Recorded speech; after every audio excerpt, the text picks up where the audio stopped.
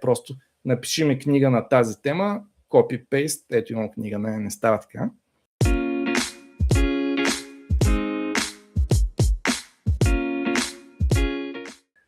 За какво изкуственият интелект е окей и за какво не е. Тук е важно да ги разграничим двете неща.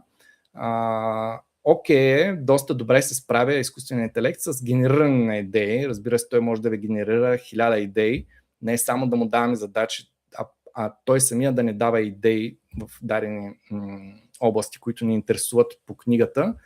Много е добър в структурирането. Това днес ще ви покажа. Тази структура, която според мен е страшно важна на книгата, ChatGPT или друг изкуствен интелект се справят много добре.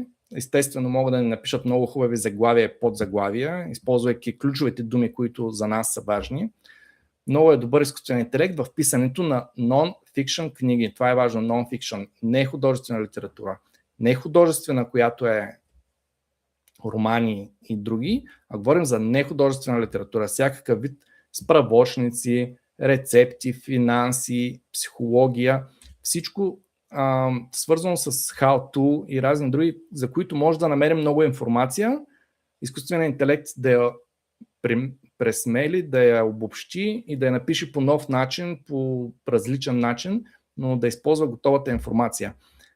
Това по-трудно се случва при художествените текстове, затова повечето колеги, както и аз, сме насочени към нехудожествената литература, non-fiction книгите в Амазон.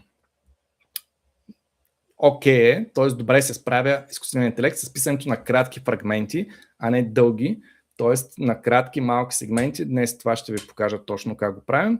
След това той може да пренаписва и да редактира даден текст, може да го вземе и просто да го пренапише, да запази същия смисъл, но да бъде пренаписан. Това е много ценно и важно понякога.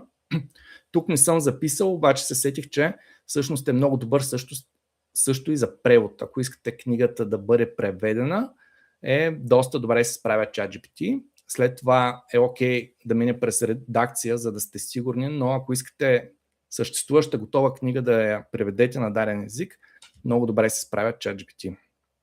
Разбира се, той ни помага и в писането на описанията, биографии, маркетинг текстове и всичко други, всякакви други селс текстове, маркетинг текстове, които са ни нужни за сайтовете ни или за Amazon обявите.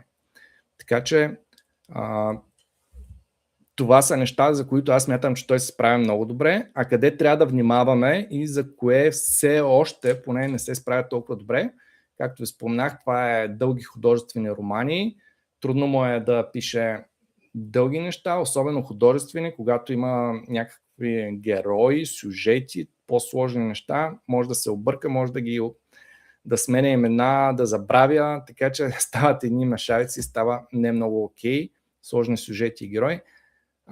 Не се справя добре, ако просто му кажете напиши ми цяла книга наведнъж, не става по този начин, не просто напиши ми книга на тази тема, copy-paste, ето имам книга, не става така. И както ви споменах, не е окей да публикуваме без проверка и редакция текста, след това е добре да се провери, да се редактира, не че е задължително, не че не можете да го направите, просто няма да имате толкова качествен продукт, може да имате някакви продажби, но ще имате после лоши ревюта и хората няма да са доволни от текста, който сте написали. Ако и вие искате да печелите от продажба на книги в Amazon и да разберете как работи цялата система, разгледайте пълното обучение на KDP Academy. В него е показано всичко стъпка по стъпка, от избора на ниша до реалните продажби и рекламата.